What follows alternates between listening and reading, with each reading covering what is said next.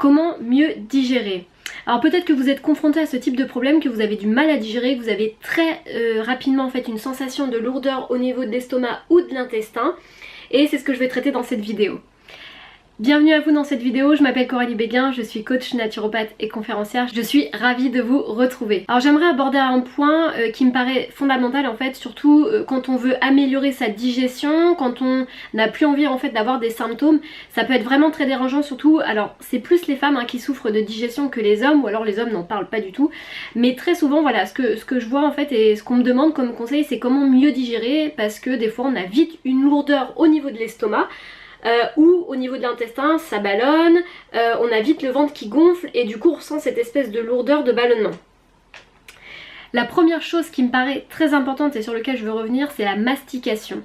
Très souvent vous ne prenez pas le temps de manger et de mastiquer. Quand vous prenez le temps d'ensaliver vos aliments, c'est-à-dire que vous allez produire de la salive et du coup les aliments vont tourner plusieurs fois en bouche pour être imprégnés de cette salive. La salive en fait, dedans vous retrouvez des enzymes et ces enzymes là sont indispensables en fait pour mieux digérer. Enfin elles sont là en fait pour digérer. Donc si vous avalez je veux dire un petit peu tout rond sans vraiment prendre le temps de mâcher plusieurs fois votre bouchée, et bien ce qui se passe c'est que très souvent c'est l'estomac qui se récupère à faire le travail derrière et du coup ça ballonne, ou alors vous avez directement la lourdeur au niveau de l'estomac. Donc pensez à bien mastiquer en fait quand vous prenez votre repas. Le conseil que je peux vous donner c'est de reposer votre fourchette à chaque fois en fait que vous mangez. Comme ça vous donnera un petit tips en fait pour vraiment essayer de bien mastiquer plusieurs fois. On dit en général qu'il faut entre 10 et 15 mastications pour vraiment réduire l'aliment en bouillie et pour que ça soit plus facile pour l'estomac. Deuxième chose, la modération. Je sais qu'on est dans une société omniprésente avec l'alimentation et du coup parfois on sort et on va dire qu'on se blinde le ventre.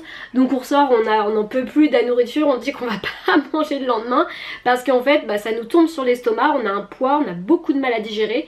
De très grosses lourdeurs digestives, donc des fois on prend des choses chez nous pour accélérer la digestion.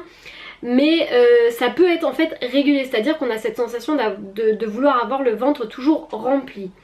Et ce que je m'aperçois c'est que l'alimentation c'est un réconfort.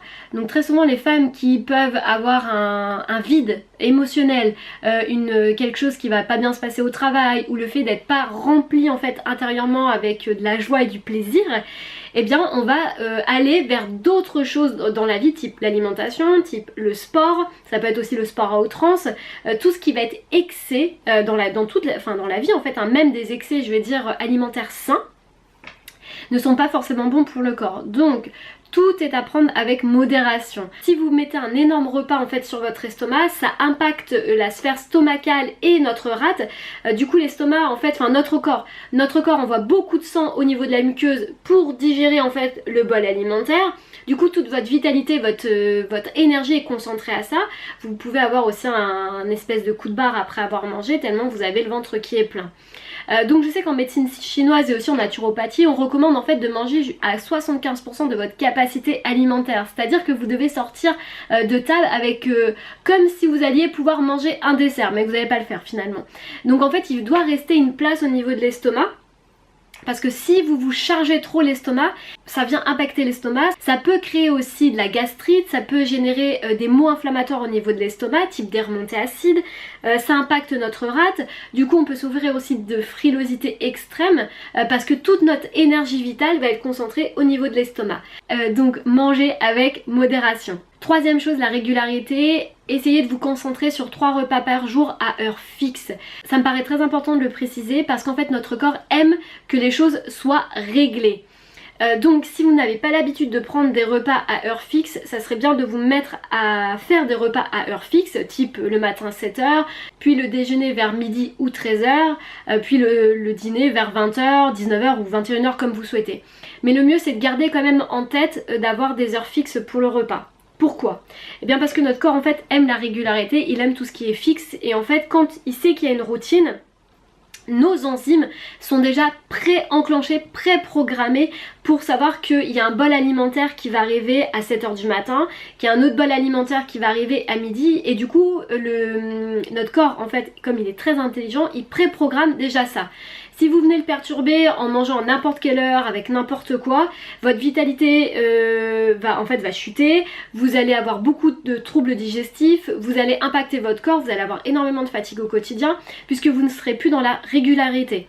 Pareil, peut-être que vous avez pu observer au niveau de vos selles, mais très souvent on est réglé au niveau des selles, c'est-à-dire que soit on y va le matin, soit on y va après avoir mangé le midi, mais très souvent ça revient très souvent dans la même période en fait de la journée.